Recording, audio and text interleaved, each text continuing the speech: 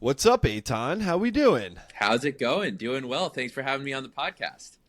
Sam and I are pumped. I know we got introduced by AJ Eckstein, who is another elevator. He's Great been in the guy, yes. nation. Great guy. He's been in the nation now. What, Sam? It's been 2.5 years since we Yeah. first welcomed AJ. Mm-hmm. And so we're pumped to welcome you, Eitan. I know you're in Thank New York you. City.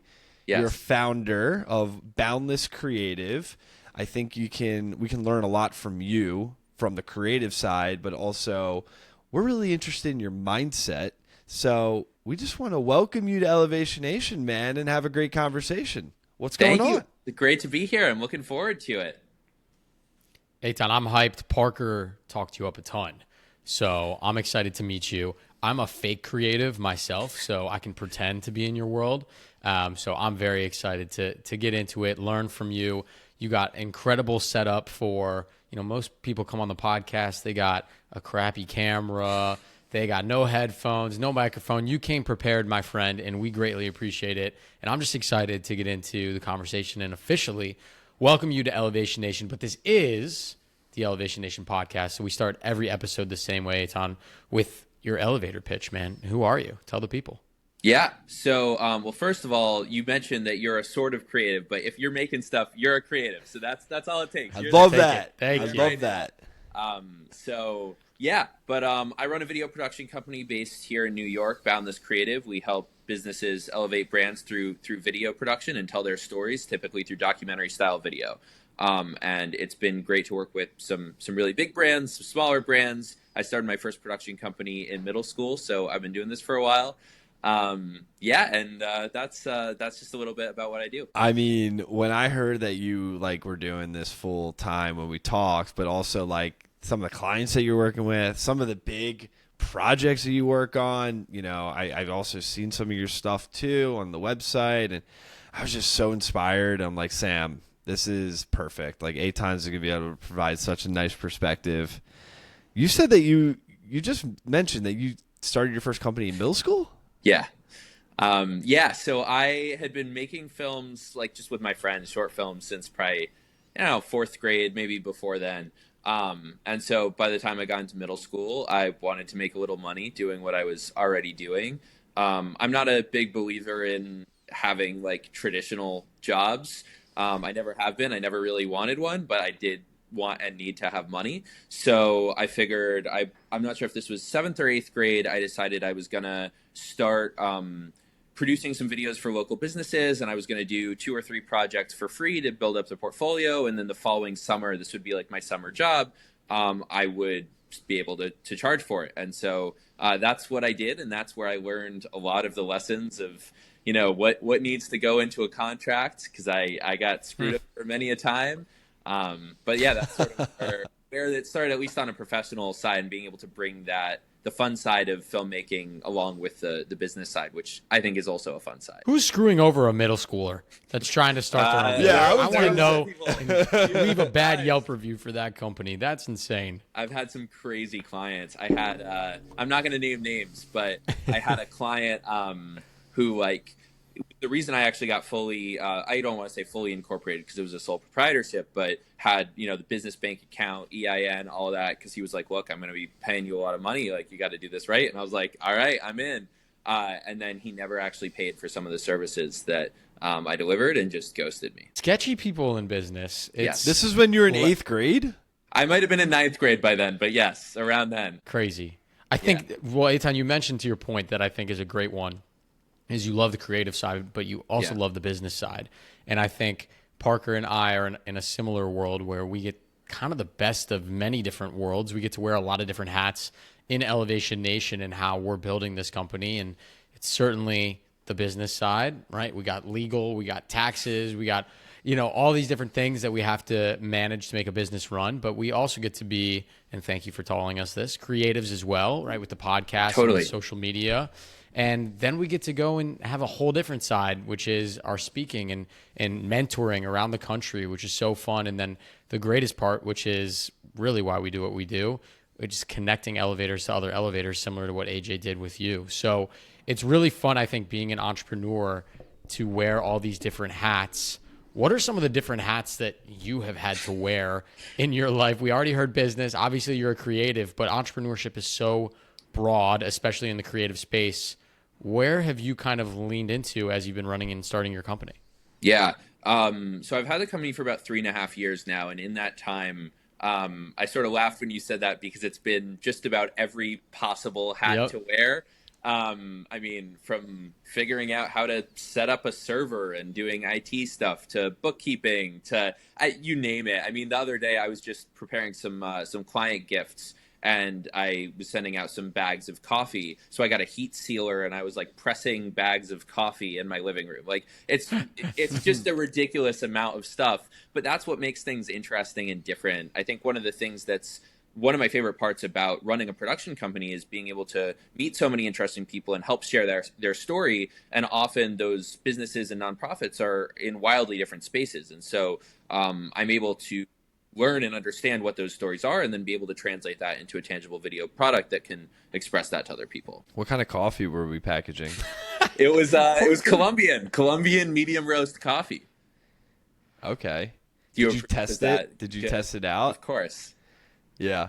I love that. Let's talk a little bit about that too. Like, why do you give gifts to your clients?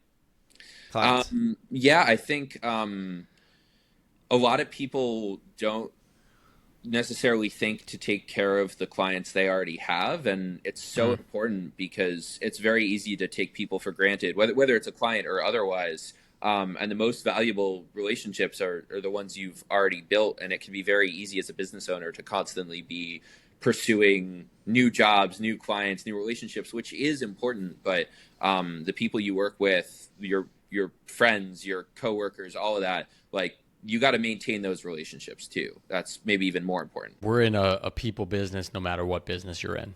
Totally. And I think, to your point, people sometimes forget that for now, until Parker's favorite topic, AI, takes over all of our jobs, at least for now, humans are still making a lot of these hiring decisions and who they want to work with.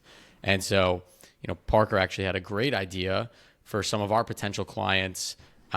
He just pitched it to me today that we're going to make custom little, 60-second podcast clip videos, just saying hi and checking in with them and seeing if they want to set up a call with us. And I love the ability to try to bring the human back into what we do, because one of the reasons why at least we started in entrepreneurship was we wanted to have these human conversations. We wanted to be close to the people we were working with and meeting. And so that has been one of the best parts of entrepreneurship. I guess, Eitan, I'm curious now, many years in, since from middle school to your current age, right, you've had a little bit of time to know the ups and downs of entrepreneurship. So I'm curious, what is your favorite part and what is your least favorite part?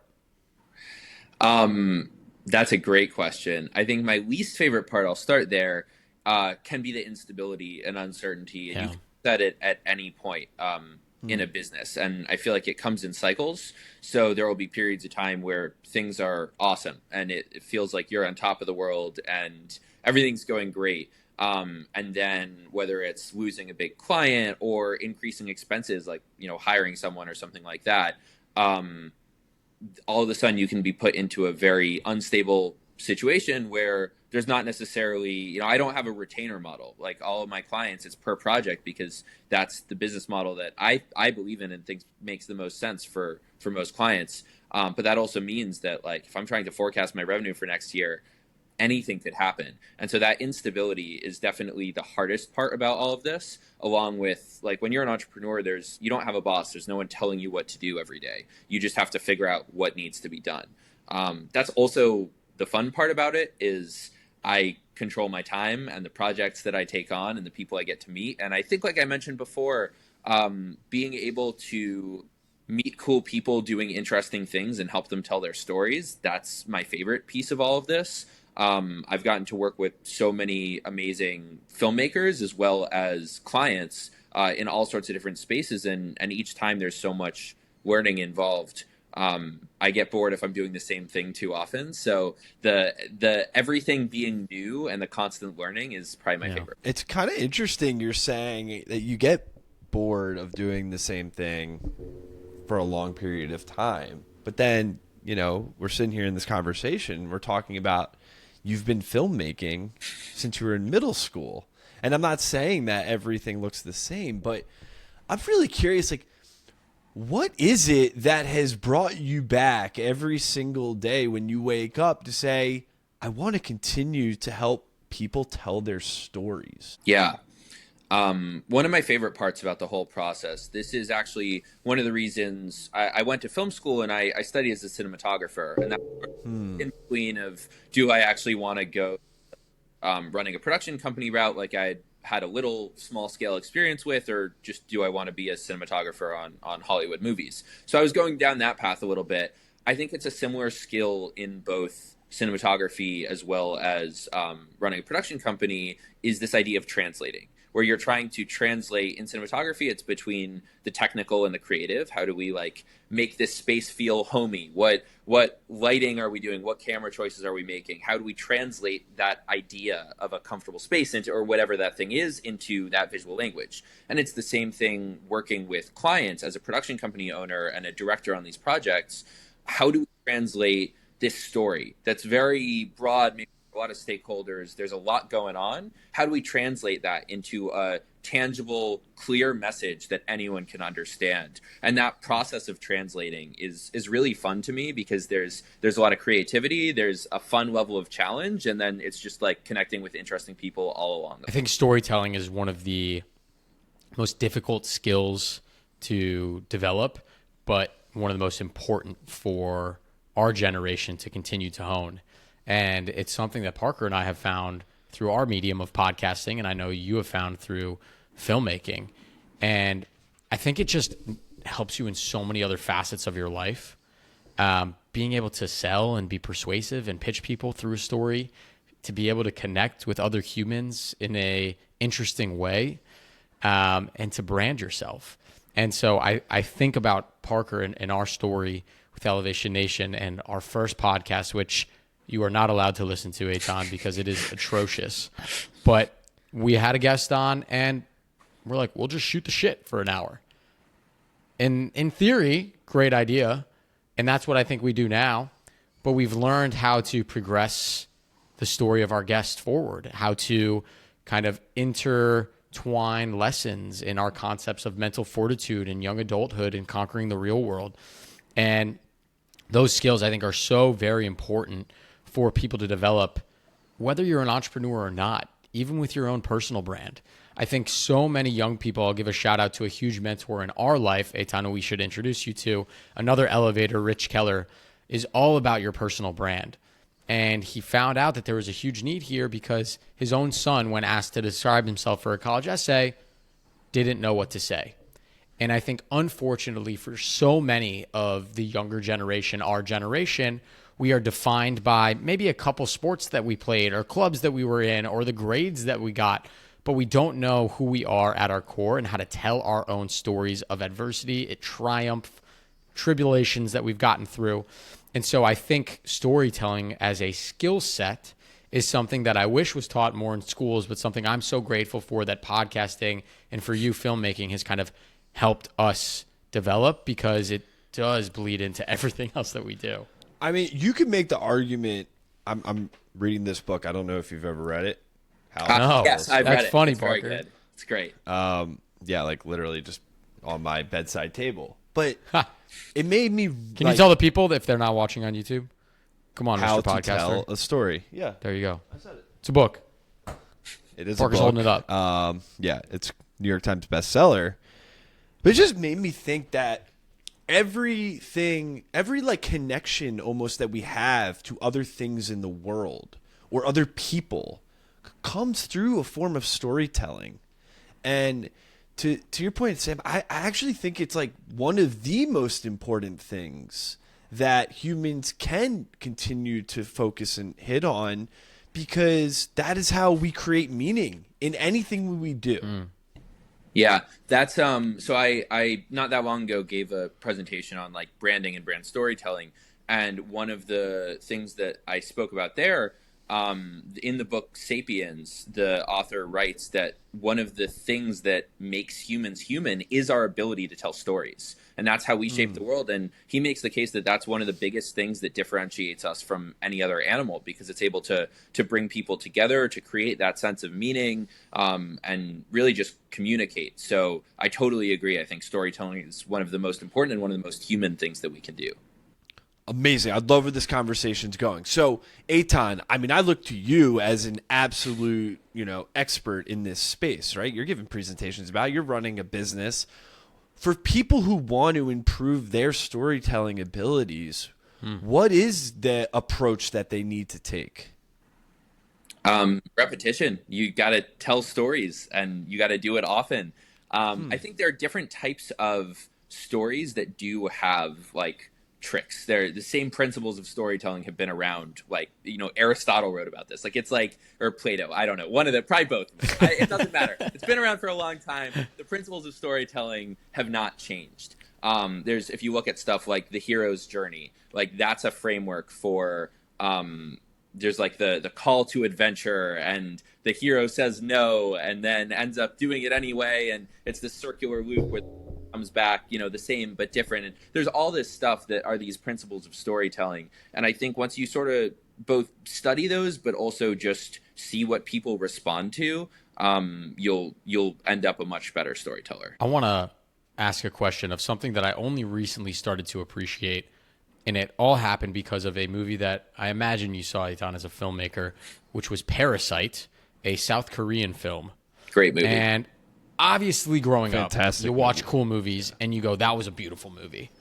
But never before did I maybe want to research and pick up on specific decisions that the directors and filmmakers made to symbolize things. And one of them, in an example, was the angles of the camera being either looking up or looking down based on the class system and who was, in the frame, or the house of the poor family being downstairs and in the basement to show the hierarchy and subtle nuances like that. And I think I just have appreciated filmmaking in a new light now, because there are so many things. We go to the movies, we watch a great film, and it's to escape, it's to entertain. And without even knowing it, our subconscious is taken on a journey because of what decisions the director and filmmaker made. And so I just wanted to give you a shout out, and then also ask, are there any kind of film tricks that you love to use that maybe Parker and I don't even understand the symbolism behind them because they're in our subconscious, and you can kind of influence the viewer that way? I'll give an example just of what we do in podcasting is the tone of our voice, right? How Parker and I speak, pausing for dramatic effect, right? Like, we have the medium of our voice. And so that's what we use as kind of our instrument to change perceptions, to pause and really get people to pay attention because it's an awkward voice, right? Like, so there are tricks we have. I was curious what tricks you have up your sleeve. There are so many. And I think sure. what you mentioned about like looking into Parasite and all the decisions made, you like that happens with basically every movie. And I think, and really a lot of things that are created, particularly by bigger teams. And most people have no clue all of the things that are involved in making that happen. So there are whole departments on that movie. Like, there will be the production design department that is custom fabricating everything that you see. They're painting the walls. There's something like whenever we're shooting more narrative style stuff, it could be a commercial, something in a space. We always discuss, what's the window treatment going to be? Like, is it going to be like sheer curtains with also solid curtains, and what's the color going to be? And like, these are all these little things from lighting is one huge category. The ability to like draw attention within a frame by different lighting things, whether that's hard light or soft light, whether it's diffused or that's, I guess, hard light or soft light, whether it's the color, the intensity, that's just lighting. And then there's also camera movement, focal length. Those are things that like affect how zoomed in the camera is. That lens choice affects how you see stuff and the perception that you have as a viewer. There's camera movement that could be, is it smooth movement? Is it shaky movement? And both of those are are picked intentionally. I mean, Nike uses a lot of shaky movement because they want that gritty athletic feeling, but there are other people who will have car commercials which generally have these sweeping like jib arm shots that are super smooth. So these are all, production design. What does the space look like? How is it designed to move your attention throughout the space? What do different things say? It goes on forever, and that's one of the things that's so amazing about the craft of filmmaking. There are all of these things that you may not know are happening, but they do affect your perception. When you're looking at something good or interesting or that captures your attention, and you don't need to know why. It doesn't matter to the viewer. I love that. And it's up to the viewer, right, to kind of determine what it means to them, right? It could mean very well nothing at all or everything. Right? Yeah. Just it depends on who is watching. Eitan, love this conversation. Love where everything's going here. I'm really curious about the mindset that you bring to your everyday life as we're young people. We have goals and aspirations.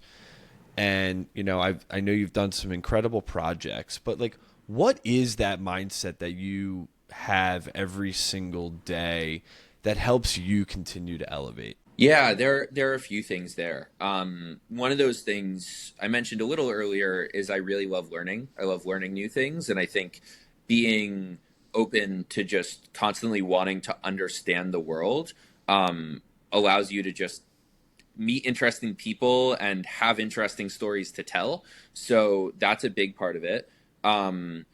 I think understanding that this is an idea that I heard in a different podcast that I love, that I've really enjoyed and is one of my favorite trait of a lot of great entrepreneurs. This idea that the world is a lot more malleable than you think it is, or than most people think it is. And there are all of these things that people just assume, the world is this way because that's the way it is and nothing's going to change it. But chances are, if there's something you want to do, I wanted to meet more commercial and corporate filmmakers in New York. So I started a meetup group, and I just had to do that. And then now there are a couple hundred people in this group who show up once a month.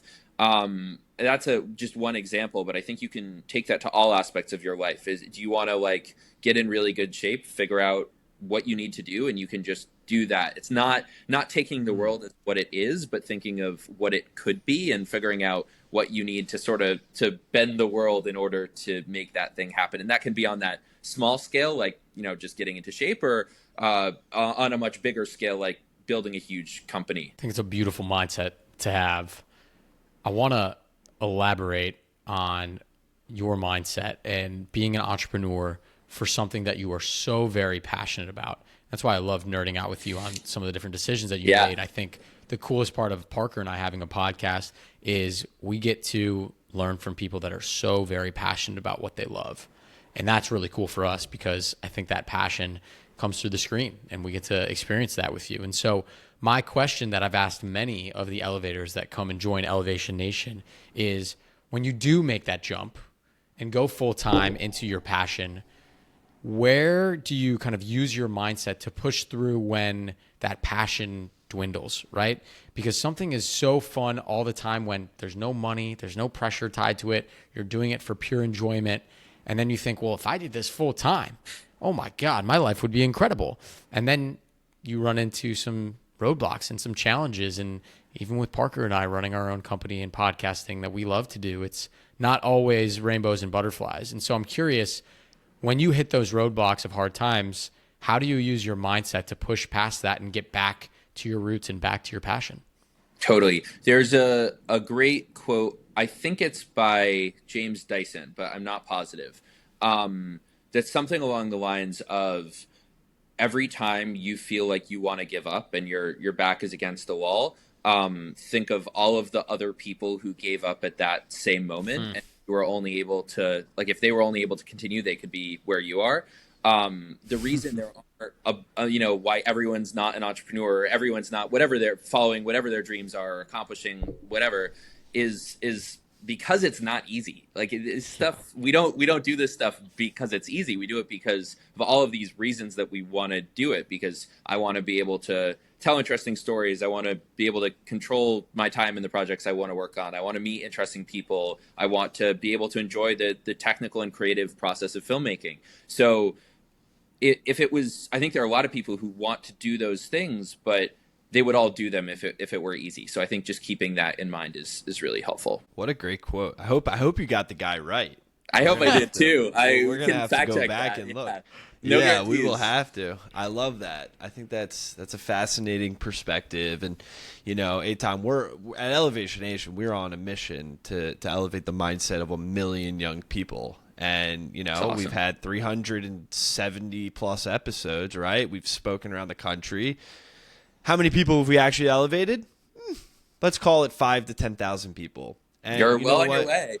We're on our way. We have a small percentage of the way there, but I think that number's higher, Parker. Come on. Well, I mean, I guess in social media, the podcast. If you're putting it that, then yes, we are further. Give us a little credit. We've moved the needle. If we're talking social media, but but we wake up every day, and it's not about making a buck. That is a nice thing to have. It's really about we're passionate about the purpose and the meaning that it brings to our lives, and we've had to become very real with the fact that this cannot be built overnight. We're not going to make a living right in the first year. We've been doing this now for 5 years, and we're still on our way to making this a thing. And I think in just entrepreneurship in general is you got to see the bigger picture. Well, also at the same time, you don't know what's to come. It's about, hey, I just put one foot forward because I believe in what I'm doing. Totally. I think it's just finding that, what is that next thing to do, and then doing that with that big picture in mind. I think having like the middle of the road, that's where it gets murky. Like if you try to make your 2-year plan of like, this is exactly how the next 2 years is going to play out. I mean, I tried to do that, and it did not look anything like what happened. I think you need to figure out what is the thing that's going to be most helpful or important to do right now. And then where are you trying to get, as like, that's your, make sure you're focused on the right path. And if you do those two things, that's much more helpful than trying to do that midterm detailed layout, because you don't know what's going to come next. All right. Last question. And then we're going to get to the next section. I really am curious about your perspective on this. The last 6-7 years in particular, social media has played such an integral role in all of our lives, where I can pick up this phone and I can become a filmmaker. And usually the filmmakers were the ones who had the money, the backing, the education. But like I said, I can go into the park and take a nice 100 videos of what's going on and blow up and now have a massive following. I'm curious, Eitan, your perspective on this idea that anyone can be a filmmaker and how that is played an influence on the way you see the way you work with your clients. Totally. I think it's amazing that technology has become so much more accessible, and what used to take hundreds of thousands of dollars, like you said, you can now do with your phone. That said, I think a lot of people, when they realize that, like when they try to start creating content, they realize that it's not necessarily as easy as just picking up a phone and starting to film. And so what this whole thing has done is it's opened up the creating things to way more people. It's shown them what it takes, and it's raising the bar for professional creators of all kinds.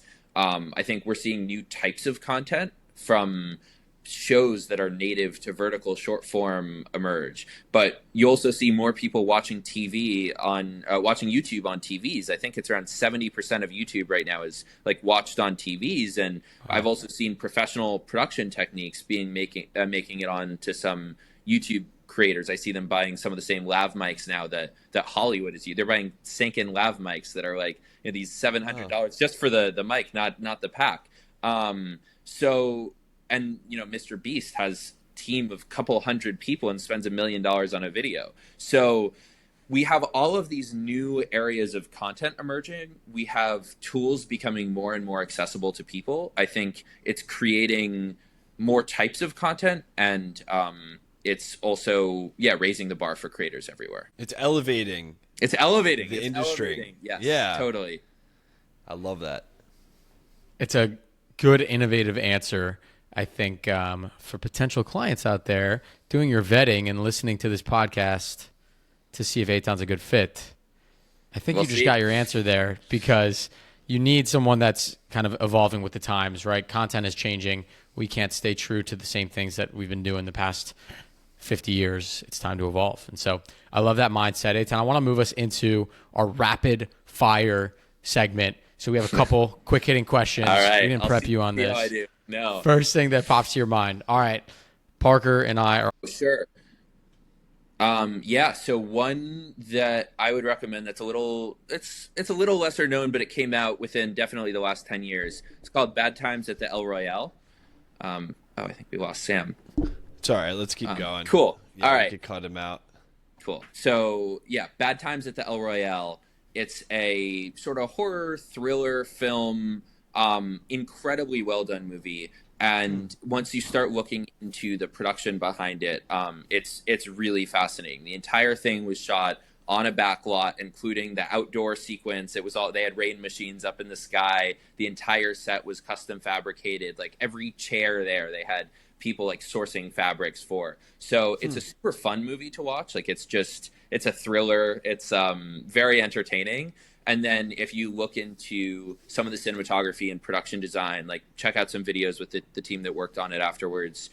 That's pretty cool to see if you want to look at a cool product and then the process. Okay. I love that. Adding it to the list. Thank you. Okay, mine is a 3-part question. So rapid I don't of know, you, Parker. I don't know how rapid this is, but I'm really curious. It's it's our podcast. We get to ask the questions. Sure. Here. You ready, Eitan? I hope you're ready. I hope so. We'll see. Okay, I'm thinking about things that have influenced you.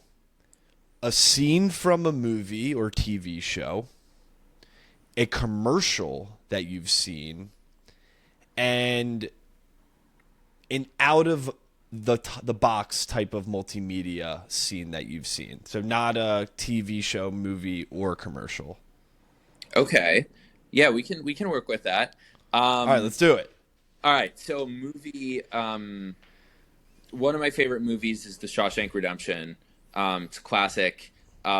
Just incredibly well done. I think the thing that inspires me most about that movie is I'm fairly critical of movies. That's kind of my job. But that's a movie where I feel like every piece of that film just came together like perfectly, from the writing to the performances to the cinematography to the sound design. All of it just came together to tell an amazing story. So I look to that as an example of just incredible filmmaking. So, all right, that's one. Then a commercial. There are so many, but actually on our newsletter today, I just pushed out 4. So you caught me at a good time, because I just shared 4 that I really liked. There was an amazing new Volvo commercial that just came out in the last couple weeks. It's 4 minutes long. It's shot by the cinematographer of Oppenheimer and Interstellar.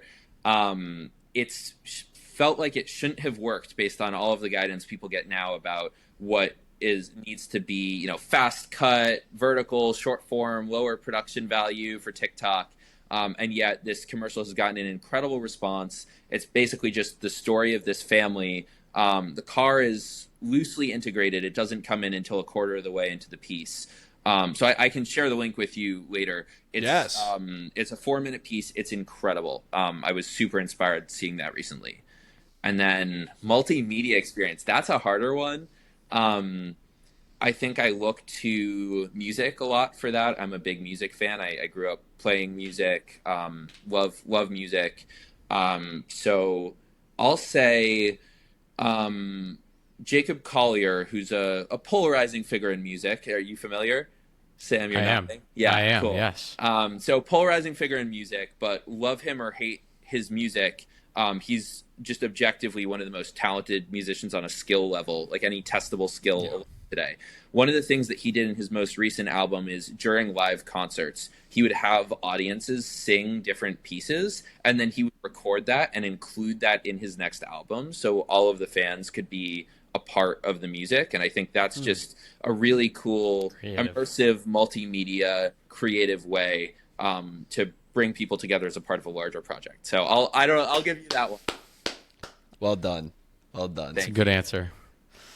All right, Eitan, our last and most exciting question in all of Elevation Nation is something that Parker and I are on a mission to do with our, concept of young people needing a sense of direction, some mental fortitude. Is Parker and I are on a mission to help young people get something that we call a mental motto, which is a phrase or slogan that you live your life by. And it's obvious you have a ton of passion for what you do. You're extremely knowledgeable. I cannot wait to, now that I have your cell phone number, text you questions as Parker and I are trying to be creatives in this space and work on our podcast setup and our lighting, which, Parker, we're going to have to get you a brighter bulb, but we'll work on that. Dude, so, Eitan, I want to ask you. Light. I mean, listen, Parker, it is looking a little bleak in the apartment tonight. That's all I'm saying, buddy. Well, maybe it's the lighting. Maybe buy you a couple more lamps for your birthday gift. That's what I should have gotten you. But anyways, Eitan, I want to ask you. You now are officially a member of Elevation Nation. So, what is your mental motto? My mental motto is, it's never as good as it seems, and it's never as bad as it seems. And this is something that one of my mentors told me previously, and it's really stuck with me because, especially as an entrepreneur, you go through a lot of crazy ups and downs. There will be times where I'm feeling on top of the world. I just closed the deal, and then, it turns out a week later something went wrong in the paperwork and the deal fell through. Or, conversely, it feels like nothing's coming in. Like, how am I going to make it, work this month and pay everyone and all that? And then a ton of jobs will come in. And I think it applies to life too, not just business, especially for younger people when you haven't experienced things as many times. Once you start to see those patterns, it's easy to calm down. But that's been something that's helped keep me level through all the ups and downs of entrepreneurship. I love that mindset. Like, I appreciate that mental motto so much. I don't think we've heard that one either, Sam. Cool. I mean, no. I think that it resonates very closely. But Eitan, man, that's the conversation. It's been 40 minutes. We've had awesome. Flew by. It flew by, but I think it's really inspiring to talk with you and hear about, you've been doing this for a long time. And when I say expert in the field, like you are, I look to you as someone like that and what you're doing and just the way you talk about filmmaking, your passion for creativity. It comes out naturally in the way you speak and certainly in the products that you develop and create and put out into the world. And so I just want to thank you for joining Elevation Nation, sharing that inspiration with our community, our audience. And I'm just grateful that our paths crossed. And this is just the start, as we always like to say. Welcome to the nation, brother. Thank you very much. Thank you for having me. It's been great. All right, Elevation Nation. Until next week. Peace.